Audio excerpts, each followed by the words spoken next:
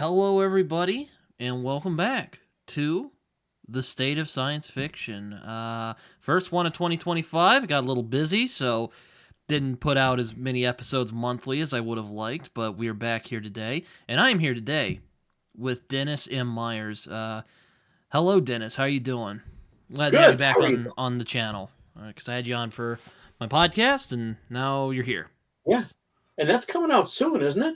It should be. I have a few on the back burner, so it'll probably be a few weeks, but it should be up soon. But Mhm. this one will be up on Friday, so you don't have to wait so long. Oh, okay. But yes, State of Science Fiction is a show where I get on science fiction fans, aficionados, even the occasional author, if I can afford it, to talk about this genre that we love. So, Dennis, welcome to the show. How you doing? I'm doing good. Thank you very much. Yeah, so, it's been a while since I've done this, so I'll probably be a little rustier than usual because I've been not really doing it so much. But you've written some science fiction. I know we talked about it a little bit. Um, hmm you even created the Mormon Catholic religion in one of your stories, which will never cease to make me laugh I because didn't I didn't just create the Mormon Catholic religion in the first book. I kept with it all through all four. I added it in as a tag scene in one of the books that I'm working on, and even now, one of the people my main character meets blesses her and calls her sister, which are the hallmarks of a Mormon Catholic. So yeah, it's going to be around in my universe for quite a while. So, on this show, I generally try to keep it somewhat structured. I have questions here because I'm always curious to see how people, answer them and all that. hmm So I guess we should get into it before I just start, Sure. going into small talk for too long. But the first question I'll ask you today, Mr. Myers, is what makes a good or great science fiction story, in your humble opinion? Mm, that is an interesting question. For me, if I enjoy reading the book, Mm, um, there are so many different styles, so many different flavors of writing. mm-hmm. Um, for example, I just read a book recently, Greg Benford's Shadows of Eternity, Mm-hmm. and I enjoyed the book, but mostly I enjoyed it because I was comparing it to my own writing. And there are some, and it takes place on the moon, and my first book takes place on the moon, and I was amazed at how many similarities there were to the things that he had in his story, such as having a place set aside that is a large pressurized open volume where people go and fly. um, that concept goes all the way back to Robert Heinlein in Mm. Menace from Earth. Oh, I thought uh, you were gonna say Moon is a Harsh Mistress because it's one of my I favorite don't of think they his. did flying on moon as a harsh Oh, mistress. they didn't. Oh, I do remember they No. go back to Earth and like the gravity levels are kind of Oh yeah. weird for them, and they're like confined to like chairs for most of their visit. I always thought Yeah. that was really interesting. Anyway, sorry. Absolutely. Aside. It's going to be a huge, huge problem for people who live on the moon or something like that. And I do show some of the difficulties a little, Mm-hmm. but in my first series, it's over 1,000 years in the future. Medical technology is huge. When my people want to go from moon gravity to half gravity, well, they just, they go into the body shop and have extra muscle mass added. Okay. It's Mm-hmm. not that big of a deal. They just have some extra muscle added and then they're going to be okay. You know, Interesting. Okay. um, I guess what I mean by the question is like, do you think there are certain elements in a science fiction story that makes it uniquely science fiction in your opinion? Or is it just well, like are you more focused on like good storytelling and all that? Which like that's totally fine if you do. I am more focused on good storytelling. When I was a kid, we had science fiction and Mm-hmm. we had fantasy. Now We have military science fiction romance. We have lit RPG, which can be science fiction or fantasy. We've got so Planetary many romance. galactic. You look at the Amazon. Amazon has got so many different categories. It's ridiculous. Mm-hmm. Galactic conquest science fiction. Mm-hmm. For me, it's do I enjoy the story? Mm-hmm. Another example. I don't normally read Litter Pig. That's lit RPG for those of you who want to Oh, spell it out. like, But like what? ever since I heard the term, I'm going to call it Litter Pig for the rest of my life. I got my start writing for Challenge Magazine or Traveler, the role playing game, and I played Traveler for years, so I know Mm-hmm. what an RPG is, and I've Mm-hmm. had a little bit of experience with the genre of writing books based on the game, and it never really interested me because either you're going in and then you decide, what you're going to do, and then different pages like choose your own adventure, or Mm-hmm. you roll a dice and you go to the page that it tells you to go to, those kind of things. Yeah, I'm. That's I'm. that was what was in my head. It's either that or somebody else is rolling the dice, and what They I also mean, call it like progression fantasy as well. I don't know if you've ever something like heard of that. that, but But last year, at Con Carolinas, I met Matt Dinneman. And, ah, we didn't get a chance to talk a whole lot, he randomly but followed me on Twitter. That was an interesting experience. But anyway, okay. sorry. Continue your story. Um, we didn't get a chance to talk then, but then fast forward a couple of months, we were both at Congregate in Winston-Salem, and he ended up sitting at the table right next to me. So we Mm. had a nice conversation, and I got to know him a bit, and I liked him. So I thought, what the hell? I'll just go ahead and try Dungeon Crawler Carl. Mm-hmm. That book, the premise is almost stupid. The Mm-hmm. the the side character is ridiculous, and it makes you laugh over and over and over again. I had so much fun reading that book that I immediately went out to get the next one because it was a fun read. It doesn't have to make a whole bunch of sense. It's Mm-hmm. congruent in itself, but it's just fun. And sometimes you just got to read a book just for the pure enjoyment of it. Sure. So, like, you're not picky about such things. I'm guessing. I don't know. That might not be the right way to say it. Not really. I'll tell you, when I was a kid, I used to read like every genre. I mean, Mm-hmm. everything. I read everything I could get my hands on. And one trip to, I think it was a B. Dalton or something like that, I just looked at all the different books by all the different authors that I knew were good. And I realized that there wasn't enough time in the world for me to read everything that was good. Mm-hmm. So I started limiting myself to just science fiction and fantasy, leaning more into science fiction because that's where my interests really lied. Mm-hmm. So while I read primarily science fiction, if I have a friend like Teresa Frohock, who writes this dark, dark, epic fantasy stuff, and not even that, this historic fantasy. Her first book, Lost Nephilim, that one there, Mm-hmm. uh, that's a dark historical fantasy, gay romance set in the Spanish Civil War. It is Like the not one in the something I would 30s. have, huh? Like the one in the 30s. Between the Yeah, the communists Spanish and Civil War. Yeah, fascists. yeah, just Interesting. before World War II, and her series that follows it follows the characters through World War II. Huh. It's not Interesting. I'll have something to I would check have that just. out. That sounds really interesting, actually. It's awesome. It's amazing. And she's a friend of mine that I've known for 30 years. More than that, but um, I see, but but I like, would never have picked it up. I, I wouldn't have picked it up if it hadn't been the fact that I knew her. mm-hmm. So I guess that actually leads me to my next question, which I mean, Mhm. I'll just ask it and see how you react to it. But like, what do you find so compelling about science fiction in particular, in comparison or contrast to other genres that you might have read over the years? It gives us the idea that we have a future to look forward to. Um, Well that said. It's well said.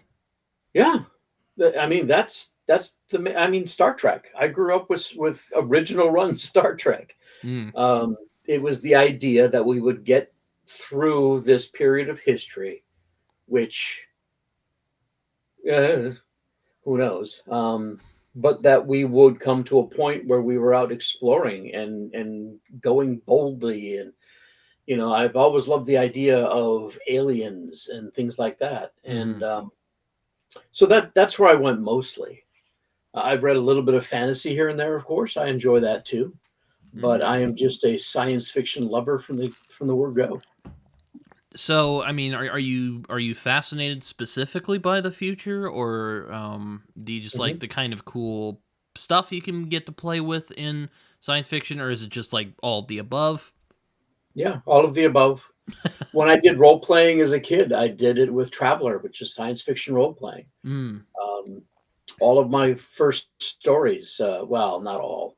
The first one that I sat down and wrote a couple of chapters in is actually a fantasy, mm, and that's deep, deep on the back burner. I may get back to that someday. mm. Um, but almost everything else that I've written is science fiction. And that's where I want to stay because I have so much material to pull from in the universe that I've created that I can just keep writing for the rest of my life, and hopefully that'll be a long time.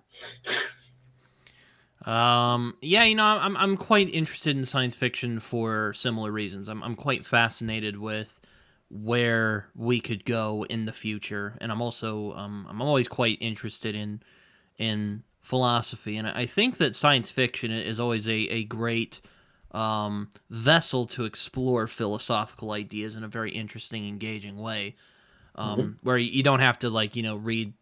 Not all philosophy books are like this, but there's some of them that are very dry and aren't the most interesting for a lot of people. Hmm.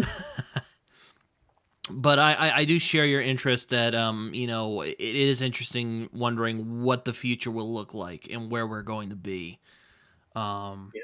Rather I mean, God forbid, hopefully we don't blow ourselves up, but we haven't done it yet, so Mm. I'm thinking we're doing okay. Doing a lot better than I thought. Politics is not something I want to get into right now because Well, I will no. become angry and obsessively upset. I spent 10 years in the United States Navy. Mm, Um, I have a personal stake in this country from the mm-hmm. word go, and some of the things that are happening anger me to no end. And the fact that we've got entire books written about this sort of thing frightens me. Um, It must be strange, because Heinlein and Asimov and some of these, Philip K. Dick and some of these mhm. science fiction writers, like they foresaw a lot of the technology that we have now, like this Sure. or what we're doing right now. Like there's if I recall, in Moon is a Harsh Mistress, they literally have a like FaceTime thing, like what we're doing right now, except it's a giant, TV on their wall or something like that. Yeah, Heinlein's History of the Future also had people like Nehemiah Scudder, who was America's dictator. So yeah, he saw that coming. Indeed. And I mean, I won't. I share your. I'm not really wanting to go too much into politics either because, well, you know, that'll just get heated emotions real quickly. But I also like that science fiction can explore these kind of philosophical, political, even spiritual ideas Hmm. um Yeah, in a very more approachable way, we'll say. I don't know if I'd say it's there's some of the science fiction I've read that gets pretty heady at times, like Arthur yeah. C. Clarke, for instance. There's a particular topic that I'm going to be tackling in my books as I move forward, and that is the idea of what makes a person a person. Yes. Um, It's always a good have you topic. read have you read my series yet? Not yet. No, I haven't gotten to it yet. Okay. I do hope to at some point. Hasn't There's a John read concept. your? Hasn't John read one of your books? John Minton, yeah, he Yeah. read the first one. I'm hoping that he reads the second one soon because I know that first off, the second one takes place like a few days after the first one, Ah. and I know it's a better book. It originally the first two books were one, and then my editor had me split them. Aha. And the more I think the more gripping storylines went into the second book Mm. because it was Mm. more towards the climax of the original story. Mm-hmm. Yeah, so I'm hoping he gets to the second one. Anyway, during the course of the series, certain concepts are introduced, and the big bad of the fourth book is the basically the embodiment of the question of where does a machine where what parts are machine and what parts are human, and I don't answer any questions in that one Mm-hmm. because I'm going to take that concept, fast forward a few hundred years, and I'm going to be having manufactured humans. One of my And sorry. Finish your uh, thought. I didn't mean to yeah, interrupt you. I'm going to be having manufactured humans. Mm-hmm. And the question of are they human or not is going to be the central to the story. I see. One of my gripes about the current era of AI is that like it technically isn't because they're not sentient, at least not yet. Now, when it's sentient, if that'll even happen, I don't know if it'll ever happen, but if it does, I mean that'll be And very terrifying day. that is exactly what I'm dealing with in my series. Uh, Again, several hundred years later from these books, when the automated system, how that transition happens and where the base of consciousness is something that I want to explore because I'm not one who thinks that the machines are going to wake up one day and destroy us. Well, I don't think no. that's going to happen. What I think is going to happen is that some human being is going to get a hold of the most powerful machines there are, and he'll try to destroy us. It's Like a, normal.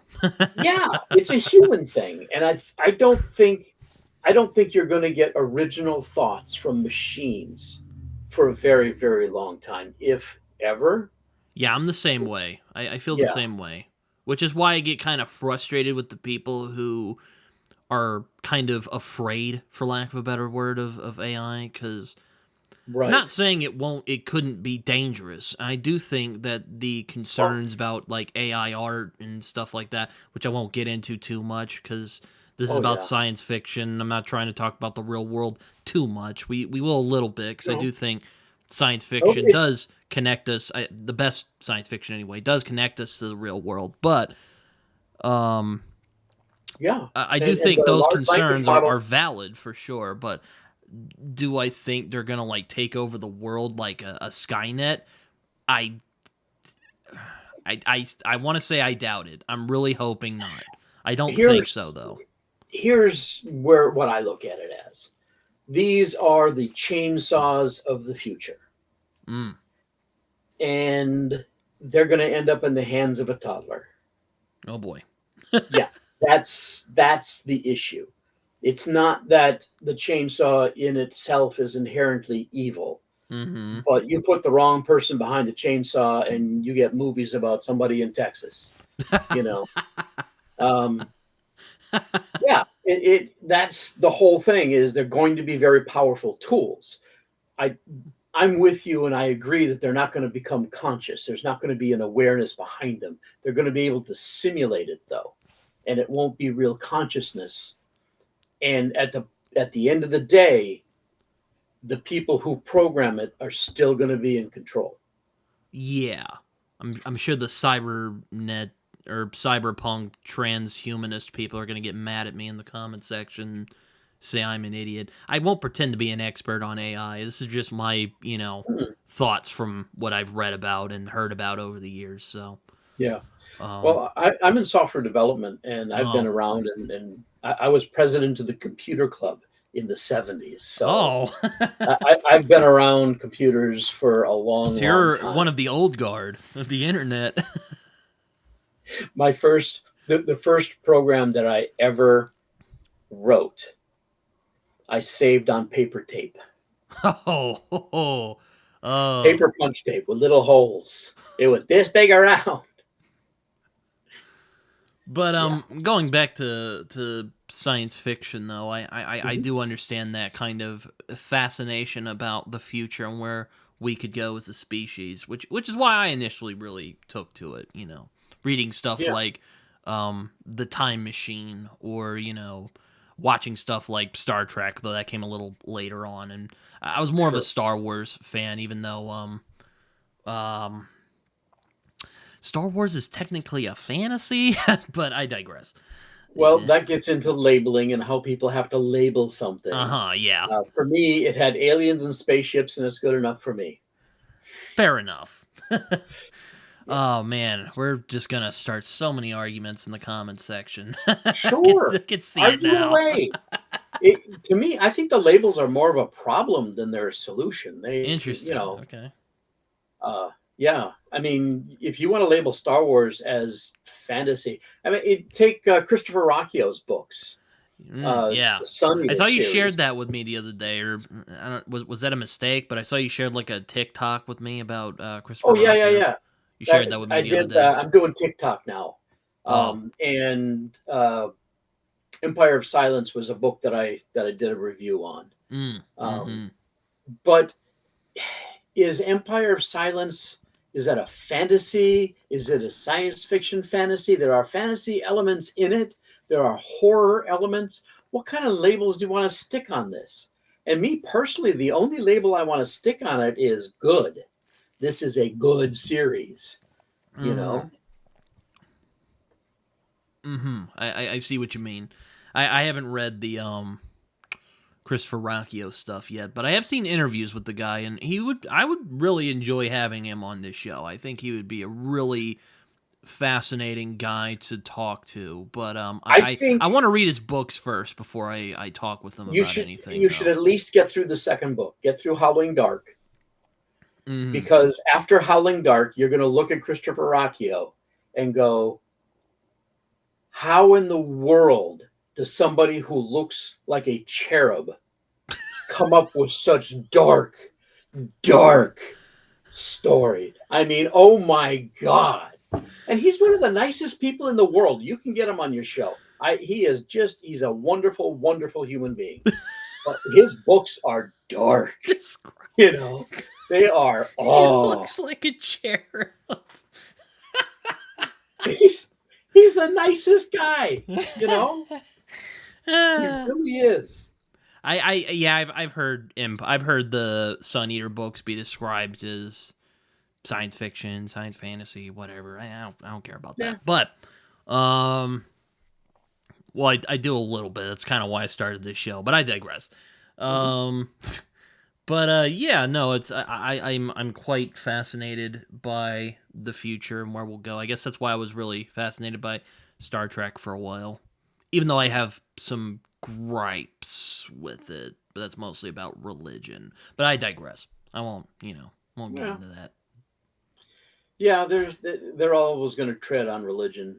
Science fiction, yeah, that's a No, my gripe is Roddenberry's idea that, oh, we'll just overcome those religions, we won't believe in any of that anymore. And I say bull fucking shit to all that. So, that's to keep it blunt, to be perfectly blunt. yeah. Bullshit. You're full of shit, Roddenberry. That's not going to happen. See, and what I did is I made up this backstory of how this Mormon kid makes a deal with the church that he's going to go and become pope. It's And when come he full does, he'll circle combine the to the churches, and he Mormon goes through and spends Catholics. the rest of his life working his way through the Catholic system until finally he's elected pope, and he comes and merges the churches, and that's how you get the Mormon Catholics. And they spend the next several hundred years absorbing other religions into their fold until they're the main Christian religion left. I love the full circle we've come here in the like 20 minutes Yeah, we've been on here. yeah, yeah. I guess that leads me to my third question, which is a bit more specific, I guess, is what are Mhm. some of your favorite tropes in science fiction? Though I kind of have an idea based on what we've talked about already, but feel free to share some if you want. Tropes. Ah, I Or mean, like, what are some like science fiction like ideas or mainstays that you just find really fascinating? Like AI, for instance. We were talking about AI is one I'm a sucker for instance. well, the idea that our medicine is going to get better to the point where we're going to be able to fix things now that people don't even know that are wrong. We're going to find birth defects in the womb and just fix them, and people won't even, it won't even be an issue anymore because things will be fixed. Um, People will be able to do body modifications. Mm. That's so that's a big one. If a girl wants to have hooves and have fur and a tail and long ears and prance around like a deer, she'll be able to do that, and it'll all be part of society. My God, man, what are you And trying? Who are you trying to attract to my channel? I just described one of the main characters in my first book. Her and her boyfriend Buck, Fawn and Buck, start out in that first book, and yeah, So, just so would you say like you're interested in like transhumanism, or would you not say you'd go that far? You're just interested in body modification in general. again, I wouldn't do the labels. Okay. What I did only made sense to me in the context of the story. It's over 1,000 years in the future. Medical technology is easy and it's everywhere and it's ubiquitous. They live in a society where everybody owns a share in the basically the cooperative that runs the moon, Mm-hmm. and they live off the dividends, which means everybody is wealthy. Everything is automated, so they don't think about money. If somebody wants this massive surgery to transform their bodies, it just takes them a little bit of time. So, like a post scarcity society, which again, try Yes. not to label too much. I know you're kind Yeah. of I know you don't like the label so much, but Yeah. kind of sounds like post But scarcity a little bit. no, you're exactly right, though. My Luna, as it starts out at the beginning of the story, is a post scarcity society. And the Hmm. corporate federation that opposes them is the last vestiges of a scarcity based system where the powerful elite still have control over everything. And it's the clash between these two kinds of systems is the story of my first series. Yeah, I know you also said you like aliens. Like do you Oh, like yeah. any specifically? Like are you interested in kind of like the War of the Worlds kind of like Martians that run around and like vapor, or are you interested in like, the like unknowable like cosmic alien kind of thing or cosmic horror type of thing? Or you don't really care either way. I don't know. Like I would say all of the above. okay. I'm not really a big fan of the alien monster seeks to destroy you because it seeks to destroy you kind. So Um, not a Xenomorph fan. Not so much. I mean, Aliens is a great Aliens, the second movie of the franchise, that was a traveler adventure. That's how we played Traveler. Okay, that Oh, was a okay. game. That was fun. That was shoot 'em up, good stuff. But I'm more partial to the first one myself, but it's Aliens is a the very good movie. yeah, exactly. But I prefer aliens that are people Mm. Hmm. and there are misunderstandings, but at the core of it, there's that core where their people and their society makes sense, you know? So kind of again, kind of like with Star Trek. So maybe that's why you were attracted to like Star Trek, for Yeah, instance. a lot like Star Trek, except less humans with fake noses. Yeah. You know, Well, to be fair, it was the '60s. They didn't have as much to work with as we do oh, today. absolutely, absolutely. My Star Aliens, my first contact story that I just wrote. In fact, in my first book, the very last chapter is a stinger Mm. that goes to another world, and you have two alien boys who are talking about their world and their life. And Mm. it's just like a taste of one of the books that I've just got done writing, which is Secret of the Ombax. Mm. Mm-hmm. Um, and that is a first contact story that goes horrifically wrong. Hmm. Okay. And yeah, and so three of my point of view characters in that book are the aliens. Hmm. And the misunderstandings from both sides, you can see how they make sense in the context of of the story and how bad it can get. Um, and I really enjoyed exploring an alien society where they have different ideas about how things work. Their biology is different. Um, and one of the things that we do in stories is like you go show up on a different world and you just eat the food because it's food.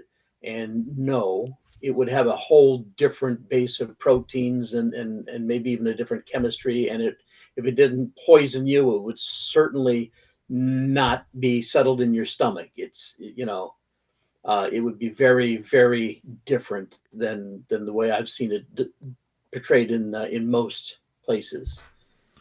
You know, Um, sorry. I finish your thought.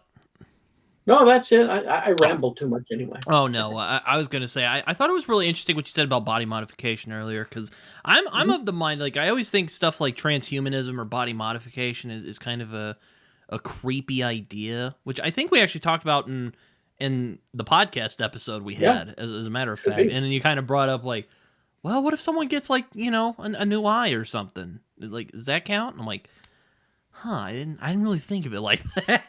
that. Well, I grew up with a $6 million man, so having a new eye and prosthetics that don't look like prosthetics, that's central to another of the manuscripts that I have. Murder on a Monochrome World is a Mm. story about a police officer, and she has a prosthetic arm and two prosthetic legs because of a horrific accident when she was a kid. But they look like normal body parts. They only become crucial to the story later on, but that's in there too. But I don't consider that body modification. Hmm. If you look at, there are people who like put horns on or split their tongue, and there are Oh people who yeah. modify their bodies today in ways that a lot of people find disgusting or horrific, but they're doing it because that's what they want to do. I just fast forwarded that 1,000 years from now, you know, that kind of thing. The problem with it today is you split your tongue's going to stay split. It's Yeah. not going back. Yeah. In my world, if you don't like it, you can go back to standard. Mm. Mm. They can heal that now. They can fix it. They can reverse Interesting. it. And, yeah. Interesting. Yeah, yeah, I get that. Yeah, I'm not I don't really get that either. Though I've known Mm, people who've done that, have split their tongue, and I'm just like, it's great. yeah. I'm Well, not gonna do that, but good for you. no. I mean, I know a lot of people with tattoos, but I don't have any tattoos. Oh yeah, I have one. I have one on my Because leg. I never found a piece of art that would make me want to shave a piece of my arm, or I've got body hair everywhere, so I would have to shave it just to show it to people, or else I got a girl in a bikini that looks like a little bear. What fun is that? Have you a bit of an aside, but have you read my friend Joe Burns book Wistful Ascending or any of the Hybrid Helix books at all? Nope. I think you would like that. There's he has some fun alien creatures in that one. Like he has a bunch of bear-like creatures that he has, which are really fun. Hmm. I think you would enjoy that one. Yeah. I can't think of what their name was, but Jerry Pornell wrote, I believe, Pukas or something like that. Little teddy bear aliens that love to copy people. That sounds kind of weird. It sounds kind of creepy. It was weird, and it sets up some weird situations. Like, the guy's trying to do a survey of the world, and they end up taking him out on a pirate ship or something like that because they're doing buccaneering this week. You know, it's a whole again. It's a lot of fun. It's a lot. So you like a lot of like fun science fiction? I like to enjoy myself. I like science fiction that makes me think. I like the science fiction that it's a lot of fun. Christopher Rocchio's Sun Eater series. I'm enjoying that because I want to see how it ends because it is such an intense idea, and it is such an intriguing story. Um, yeah, I want to follow it through and see where he's going with the story because I'm in. I'm all the way in on that one. Um, but there are times that I haven't enjoyed it too much because it's like, oh my god, he killed who? Ah! Like normal.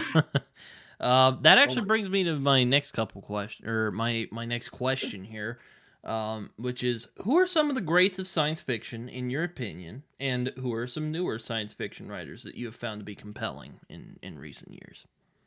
I started my journey with Robert Heinlein, so he's got to show up on the list right away. Mm-hmm. Isaac Asimov, the whole foundation, and then the robots, and then when he merged them together, that whole thing. Anne McCaffrey, Dragon Riders of Pern, which many people think is fantasy, but nah. Dragon Riders of Pern is science fiction. Those are science fiction dragons. Okay. Just, just saying. Um, and then Andre Norton was another one, a big influence. Um, of course, Greg Benford, David Brin. Um, yeah, just a lot of the standard greats are there for me. More recently, um, I just read Pathfinders. Where is it? Uh, Pioneers of the. There it is.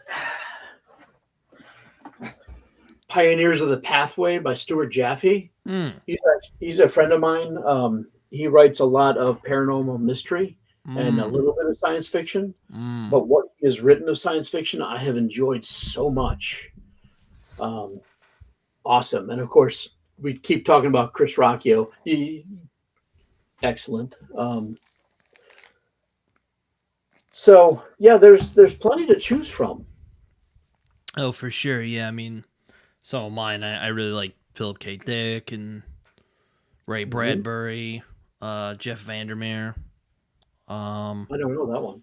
that's he did the Southern Reach books, Hmm. which are really good, and Born, which I think is great. Hmm. Um, sure, there's other ones like Warren Ellis. He writes comics though, mostly.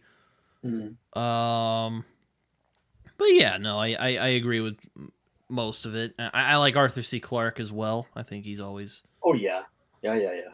um I like Heinlein quite a bit. I tend to have to. I often defend him from people who don't like his work because his The work is issue, well was controversial even when he was around, but still controversial today. I think people mistake his personal beliefs for the beliefs of his characters. Oh, for sure. Yeah. Starship Troopers was not about his beliefs. Mm-hmm.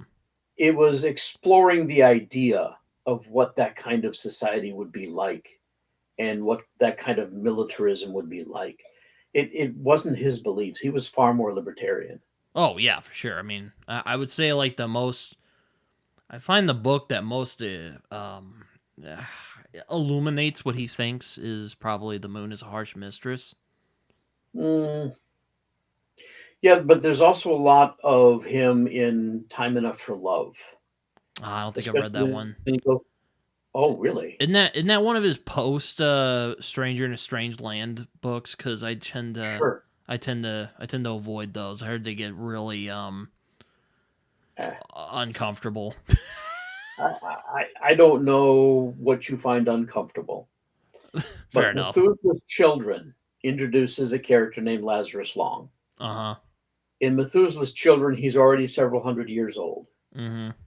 And during the course of events, they invent a way to extend life. Mm-hmm. So you have these people who already live a long time, and now they're rejuvenating every few hundred years, and so they can live thousands of years. Mm-hmm. And all of humanity can live thousands of years. Just most of humanity has to do it every, every century or so, you know. But the stories and the concepts, I mean, I don't know what you would find uncomfortable, but yeah, you might find the scenes with him and his mother a little disturbing. Yeah, I heard he kind of goes in like incest and pedophilia, and I'm He like, I he don't covers all the know. bases. He covers all the bases, but he does so in a way that makes you think. Uh-huh. And Okay. and that's what I liked about it, is that it makes you think, what is right, what is wrong, what is, you know, it, it makes you ask questions. And I think that's what he was trying to do, is to get you to ask questions.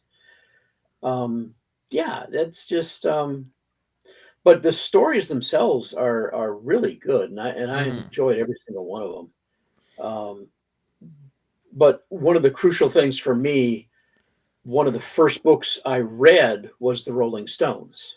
Mm. And my favorite character from the Rolling Stones was Grandma Hazel. Mm-hmm. Grandma Hazel is his grandmother. She was feisty, funny. She would talk about, the revolution on the moon, when they kicked out the government and became independent, and all that stuff. I just really enjoyed her character. Later, I read The Moon is a Harsh Mistress. Mm-hmm. And near the end of that book, there's a 16-year-old girl named Hazel Mead. And near the end of the book, she marries the Stone brothers. And suddenly it dawns on me that that is Grandma Hazel. So there's a And whole that was Heinlein cinematic universe at play here. exactly, that was my first, that as a kid. I was a young teenager. And as a kid, I read this and I realized that these two books, they were connected, but it wasn't a sequel thing. It was a connected universe. Mm-hmm. And that's Mm-hmm. where I get my whole concept from. Where these four books, boom, they're over here. The books I'm writing now are over here. They're in the same universe. There is connective tissue, but you don't need to read these to read these. Mm-hmm. And Mm-hmm. you can read either one first. I also like Andy Weir, not as much as Vandermeer, but I do like him quite a bit. I think The Martian's a pretty solid piece of science fiction. Yeah, that was Um, a good movie. I haven't read the book. I do have one of his books on my TBR shelf, Hail Mary, and I yes, I've heard will that get one's to it good. eventually. Douglas Adams, I'm quite fond of. I really enjoy Hitchhiker's Guide to the Galaxy a lot. Yeah, yeah. Um, Another one that you might like, is Taylor. He writes the Bobiverse stuff. oh yeah, I've heard of this. Yeah. Oh yeah, that's really a good one, and that takes the idea of an AI that is self-aware Mm-hmm. and takes it to the next level. Mm. Yeah, Bob. The setup is that Bob is an IT guy, Mm-hmm. and he apparently signed some documents or something, but then he is killed in a car accident, Mm. and he wakes up in a computer, Oh. and they're going to use his mind to run a ship that is going to go exploring. And it's Oh. about him and all of his copies and the copies of copies. And the, Mm. the Bobiverse is we are many. It is all of the Bobs. And the rule is each iteration of Bob chooses a new name. Mm-hmm. So one of the very first Bobs, the Bob who stays behind and tries to take care of the Earth, he goes by Riker. Mm. And you get these, Huey, Dewey, and Louie are over here, and you get all these different cultural references, but each one is slightly different, and there's just a little bit of difference in them, and you Mm-hmm. can tell. And it's just an interesting exploration of what that would mean to be a person in that situation. Mm. Mm-hmm. I've Yeah. heard a lot of the Bobbyverse. I know that I think Daniel Green really likes that series, if I recall correctly. I haven't read it I, yet though. I don't follow him. Oh, well, all right, never mind then. You have no idea what I'm talking about then. No, I mean I know who Daniel Green is. When I was first starting out trying to find a home on Discord, Uh-huh. uh, just just mentioning that I wrote books got me basically shouted down by the Oh Daniel no. Green folks on his Discord. There was no room for an author to discuss their works anywhere, so I just left. In It Daniel was Green's Discord? yes, sir. They just Damn. they had no tolerance for it. You know, so That sucks. yeah, I guess, but I for me, I was looking for someplace to talk about my books. Because there is, if you're not in with one of the big five, you've got no advertising budget for your books. Mm-hmm. And the big five are very, very picky, Mm-hmm. and they are just, I don't know. I mean, I don't have time for that. You know, I Um, just want to get my stories out. I don't even want to mention all the comics I've read, so Oh won't go yeah, into that. I was big into comics when I was a kid. Not so much in recent years. Fair Um, enough. Yeah. in fact, the last comic series that I picked up to read was Super Sons, where Damian Wayne and Jonathan Oh. Kent were teamed up. I found that funny, hilarious, and just again, loads of fun. Um, you know, the character of Damian Wayne, Yes. right? Yes. Yes. Oh my God, he's got this personality about him that he is just going to be so much better than everybody else, and he cannot fail. And then you have Jonathan Kent, who is just hey, and he's just a happy-go-lucky kid, and the two of That them should be fun. together. I Oh my God, haven't just read those, but yeah, highly recommended. It's before Jonathan grew up and became Superman. mm-hmm. Mm. Yeah. Yeah. So I guess that leads me to my next question here, since we've you Mhm. know, which I know you don't really care for labels all that much, so this kind of has to Mhm. deal with that a little bit. But Okay. one of the reasons I kind of started this show was I was a bit concerned that science fiction was kind of getting lost in the proverbial genre, whatever. Because a lot of it has to do with my gripes with marketing nowadays, but I digress.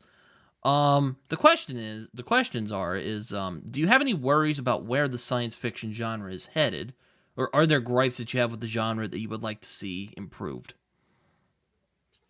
I don't. I think it's always going to come back to making money, though.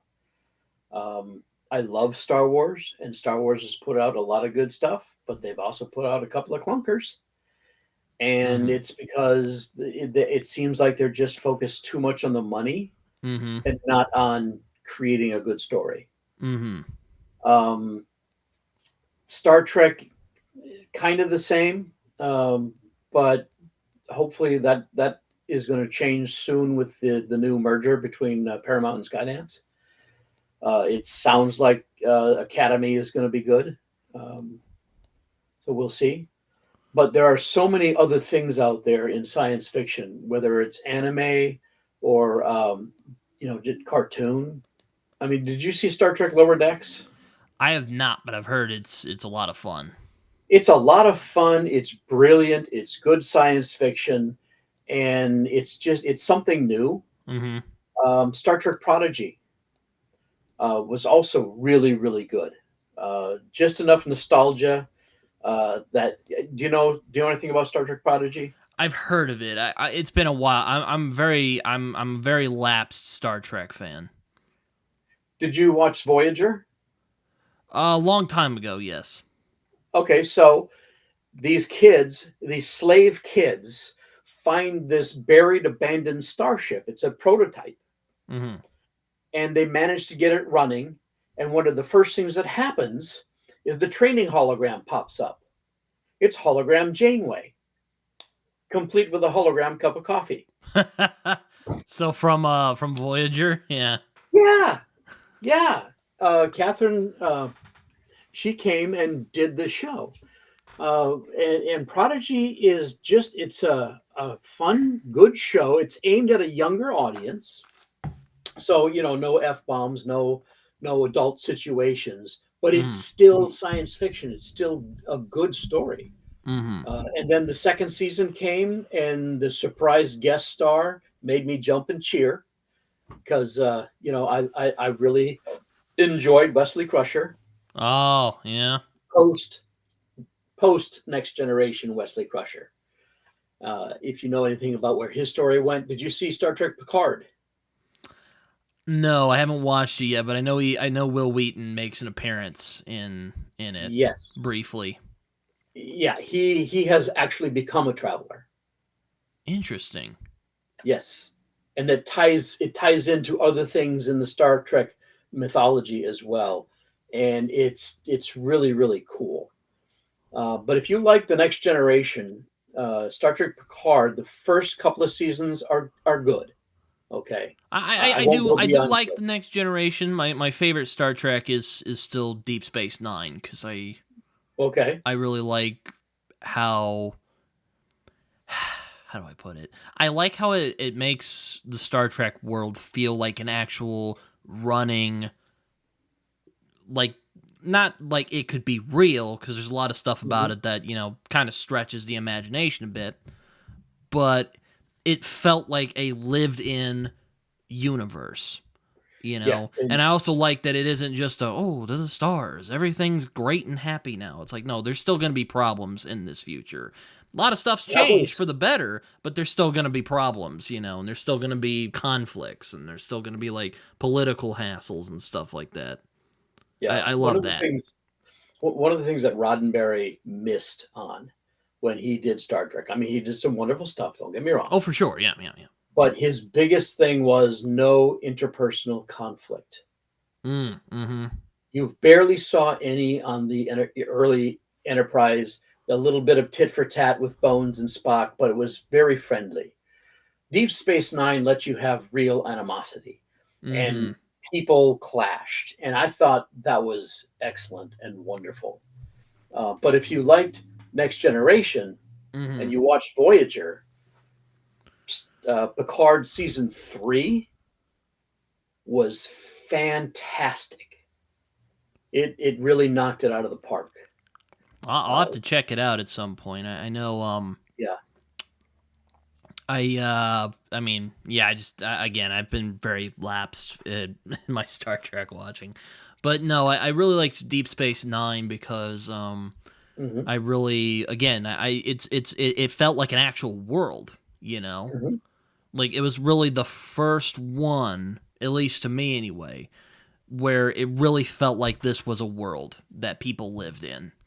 Not that, no disrespect to, Next Generation and, the original show. I mean, they're really good for what they are. They're basically pulp adventures, is what, that's what it was initially meant to be. And yeah, that's what it is, and that's totally fine. But I really liked in Deep Space Nine that there was actual, like, okay, what would this world look like? What conflicts would happen, you know, because, sure, we've solved all these problems and the world is a much better place than where we're at right now anyway, but mhm, that doesn't mean like conflicts are going to go away, you know yeah, doesn't mean like there's going to be wars and fighting that's going to happen. yeah. I think that's going to happen for a long, long time. Even in my stories, the fourth book is a war story. Because like one of my beliefs is there's some parts of human nature that just won't change, you know Hmm. And I mean, I don't want to sound like a cynic here, but I do think that unfortunately, I don't think we will ever fully rid ourselves of war or conflict or, political strife. I don't think that's going to happen anytime soon, I unfortunately. don't. I would agree anytime soon with that qualification, Uh-huh. but I'd like to think eventually we're going to get there. Because eventually the people who are overly greedy are going to realize that they can have everything they ever wanted and they don't have to have other people not having anything in order for them to get it. Mm. But that's going to take such a tremendous change in our society. Mm-hmm. I mean, even today, just what Elon Musk makes in a month, he could buy every homeless person in America a house. Mm-hmm. You know, all so many problems could be wiped out if these oligarchs would just, you know, do something with the money other than buy elections. Uh-huh. You know, Uh-huh. it is going to take a long, long time though for us to get there. Yeah, I mean, I again, I don't want to get into like political or philosophical debates on here. I mean, as fun as they can be at times. Yeah, But I mean, again, I don't want to sound like I'm being cynical because I mean, I hope eventually we could put aside our differences and not fight each other anymore over things that probably won't matter in 500 years. But I don't know. People, I think people will always find some reason to fight each other. sure. Much as I hate to say it, I don't like saying it. I'm not happy saying Even the simplest thing, two men vying for the love of a woman. that. Yeah. There's going to be murder. You know, Well, yeah, no. until we get far enough in the future that she can just go run off somewhere, print up a copy, and satisfy both the guys at once. I'm just saying. But yeah, going back to Deep Space Nine though, I do like that. Again, I don't want to Oh yeah. repeat myself too much. No, Um, I, I, some I love Deep Space Nine too. Right there with you. yeah, I mean, and I'm like, So, I I don't know if they ever did anything like that again. Which is kind of sad. I kind of wish they did a little well, more of that. Maybe they have because again, I've not been in really Star bad Trek. at paying attention to Star Trek lately. But Not in Star Trek, but Babylon 5 was all about that kind of thing. I know I need to watch Babylon 5. What? So many You've people. not seen I've Babylon not. 5? I've not. I'm so I it's I know. Dude, I know. dude. I You know. gotta just go commit to it because I mean the first season, just get through the first season, and then the action starts hitting by the second season, and then it just cranks up through there. Babylon 5 is not what you think it is. Mm. Whatever you think Babylon 5 is, the bad guy is one of the greatest heroes, and one of the biggest buffoons becomes one of the most, oh my God, tragic villains. It is such a well told story. The writing is awesome. Most of the special effects still stand up well enough, but it's the story, the people, and what happens. It is just a really, really good story.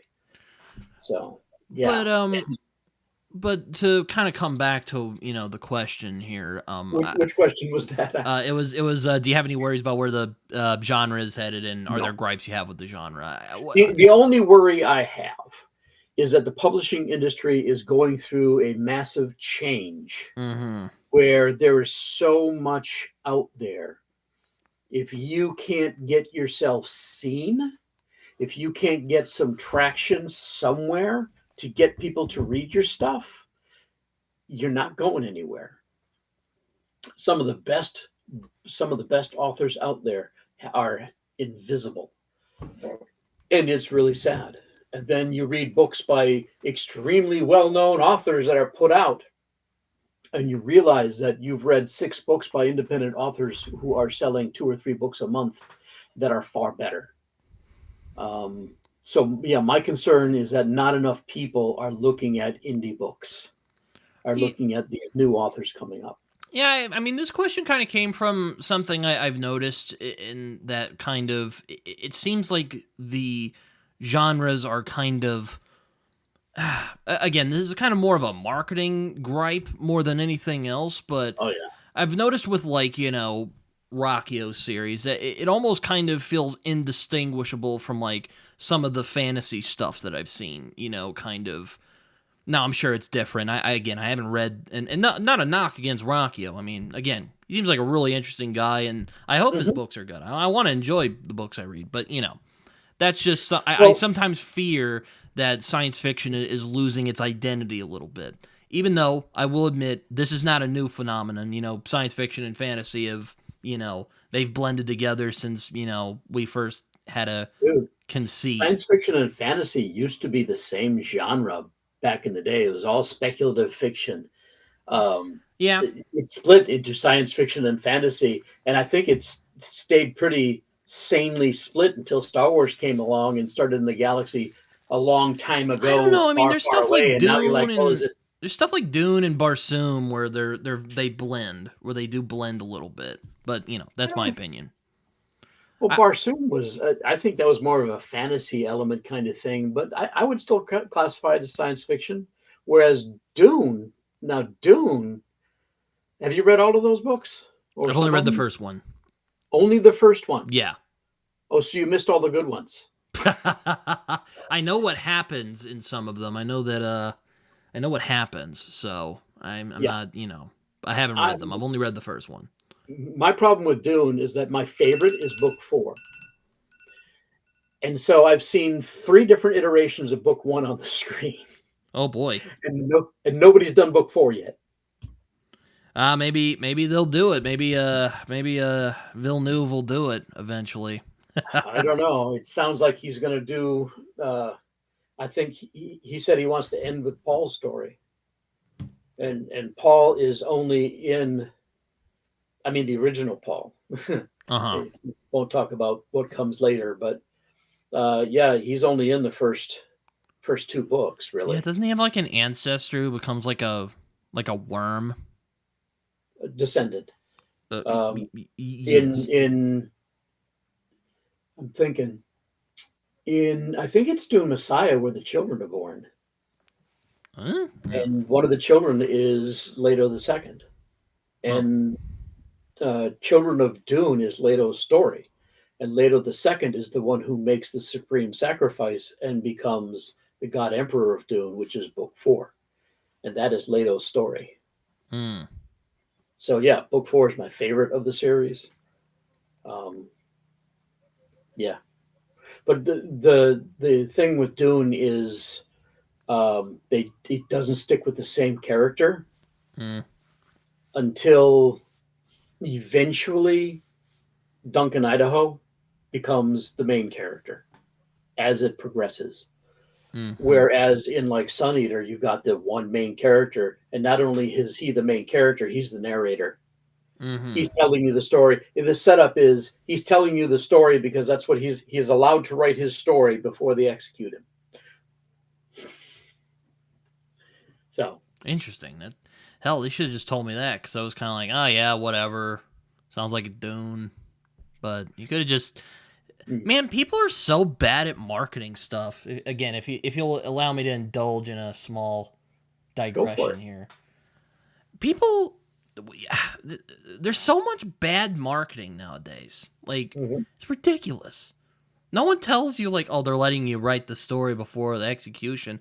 I want to know what that's all about. Why don't you just tell me Exactly. that? Stop telling me how complex it is. I don't care about any of that. The title of the series is Sun Eater. Uh-huh. The guy is going to be executed because he literally destroyed a sun. And apparently somebody had an issue with that. Now it's far more complicated than that, and there's a lot more going on. And the whole thing about the story is he's telling you Wouldn't step that by kill step a how bunch of people? exactly, exactly. But the why of it and the how of it is the whole crux of the story. And it's just I mean, I love Dune, and Hmm. Dune is like a classic of my father's generation. But I'm Hmm. telling you right now, Sun Eater is the Dune of our generation, your Interesting. generation. This is the new Dune, and this is just a fantastic story.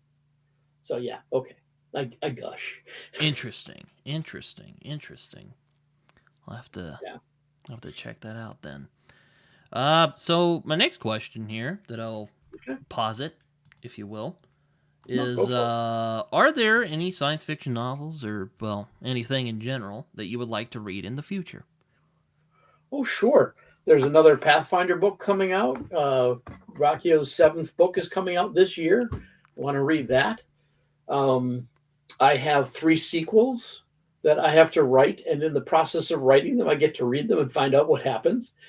Um, I want to read all of those. I think I'm going to be reading more Dungeon Crawler Carl. That's definitely on the list. I think there's one or two new Bobaverse books that I want to read.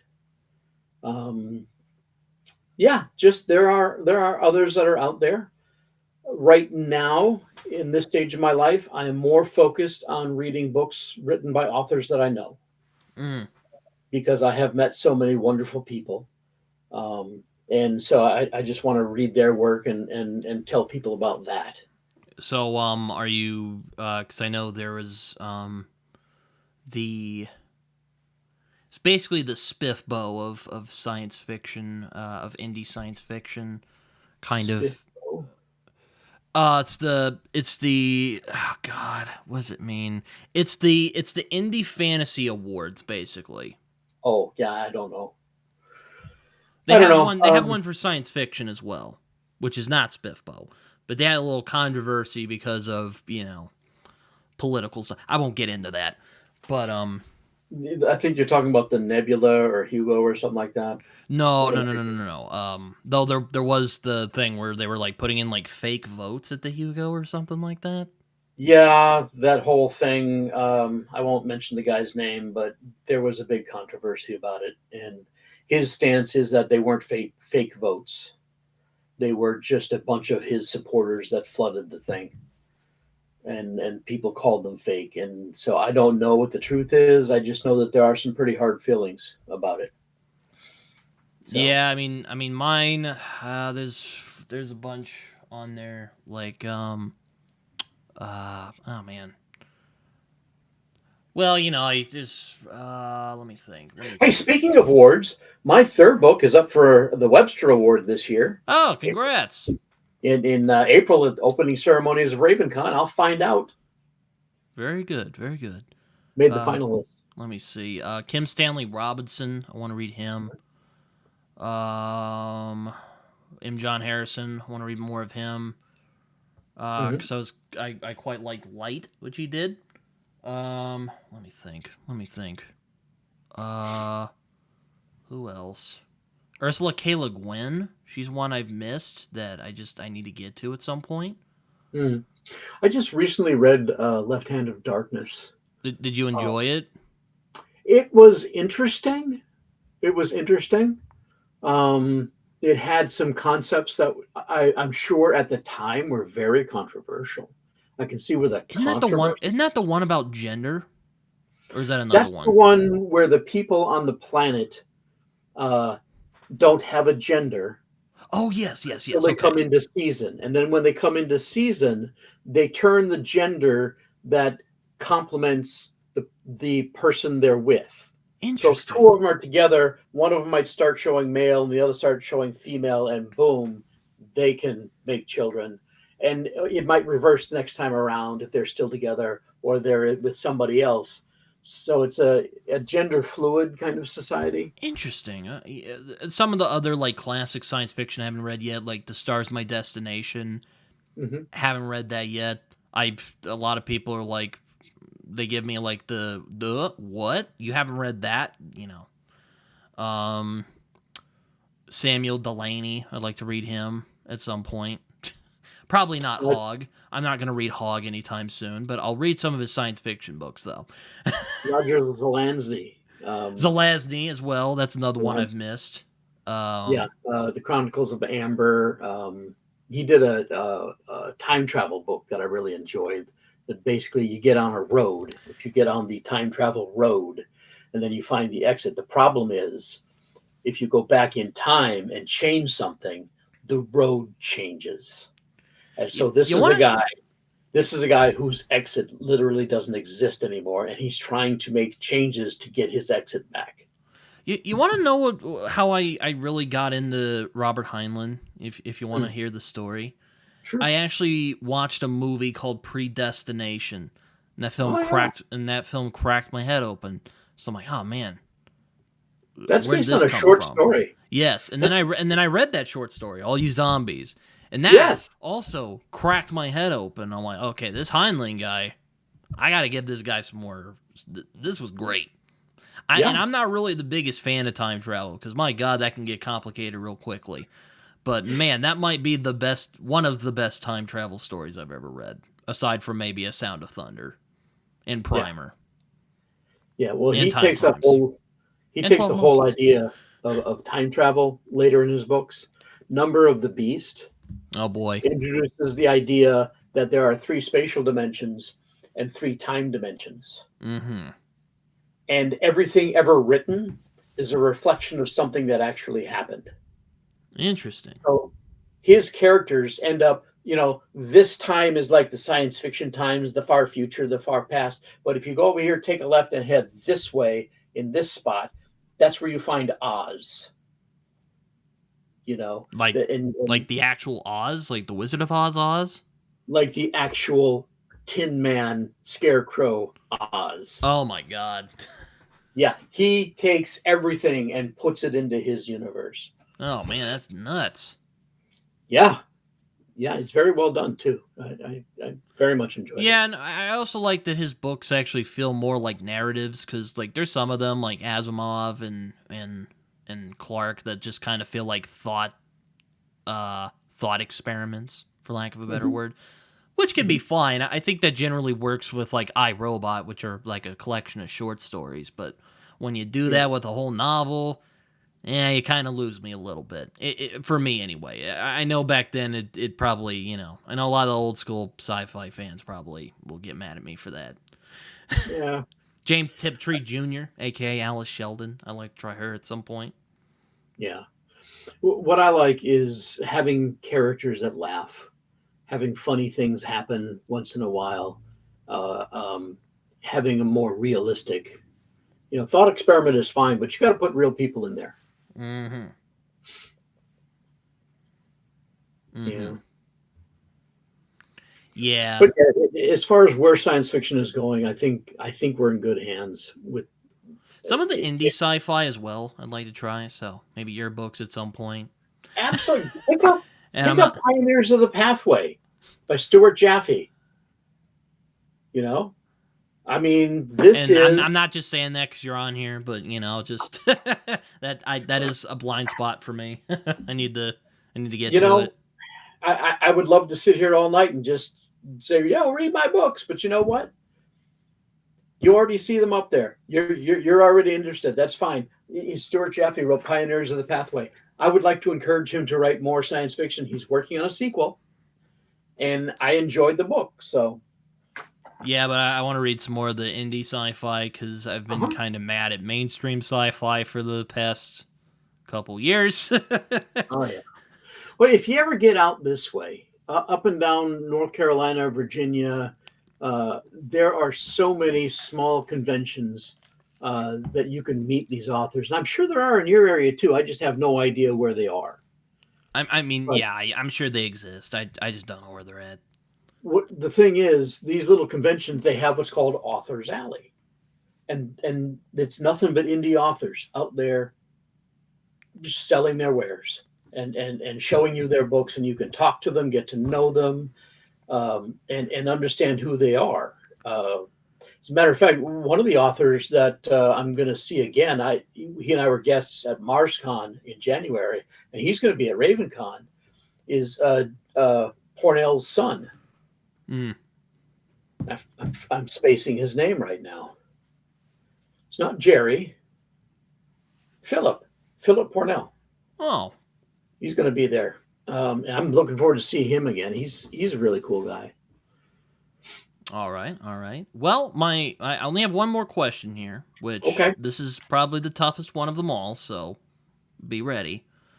But what is a science fiction book or books people should read before they die? Um, Either My Mother's Home or My Dad Just Left. you know, 1984. That's a good choice. Yeah, it is a dystopian novel about people who have the technology to see everything you do, and they can change the narrative. And we are seeing hints of that. And it's a warning to the future that I think we've ignored. Um, I think that's one that people should read. But if you're just looking for a good time and to have a laugh, go read Dungeon Crawler Carl. Just saying. Fair enough. Fair enough. I thought you would mention a Heinlein book in there because we've been talking a lot about Heinlein today. Heinlein was very influential on me, but other than the sexuality and the humanity parts, which I think our generation, your generation, is Uh huh. already really dealing with things like that in real time. Uh huh. I mean, he had a character who had, transgender surgery Oh, in Time Enough interesting. for Love, which Well, now you're blew tempting me. people's minds. Now you're tempting me to read Time Enough for Love because I've generally stayed away from the Dude, Time post. Enough for, if you can't deal with incest, I'll just warn you right now, if you can't deal with a little bit of incest, um, at one point, they clone him into two females, and when they come of age, is that incest? Oh God. Is I I mean, don't know. is that incest? I mean, yeah. I mean, that's the kind of twisted things that he does just to make you think about it, to make you Hmm. wonder, is that or I don't. Oh my God. Yeah, but like I said, I enjoyed the story. So there's a really poignant part in there where he spends a lifetime with a woman and watches her grow old and die, and it still breaks my heart to think about it. It's that impactful.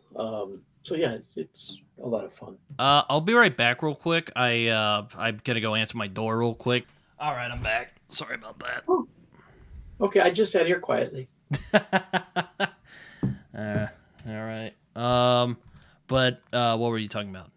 Oh yeah, the Heinlein stuff. Yeah, it's for me though, I was from a different generation, so Heinlein hit me differently. And Mm. my grandmother, my first novel that I ever read was *The Star Beast* by Robert Heinlein.